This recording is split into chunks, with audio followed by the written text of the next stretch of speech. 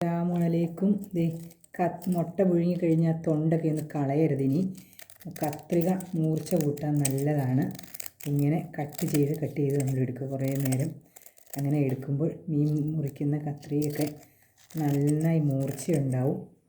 അത് കഴിഞ്ഞ് പിന്നെ ഇത് ഇട്ടേക്കണ കുറേ നേരം അത് മുറിച്ച് നല്ല മൂർച്ചയുണ്ടാവും. ഉപകാരപ്രദമാണ്. മുട്ടത്തൊണ്ട് എപ്പോൾ ഉണ്ടെങ്കിലും എടുത്ത് ഉണക്കി വെച്ചേക്കണം.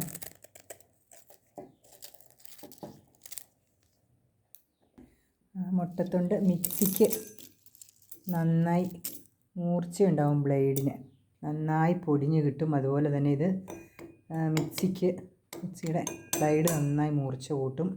ഇത് കണ്ടോ, അതിൻ്റെ ഉള്ളിൽ തൊണ്ട് മാറ്റണം. തൊണ്ട് മാറ്റിയില്ലെങ്കിലും കുഴപ്പമൊന്നുമില്ല, പൊടിഞ്ഞ് കിട്ടും.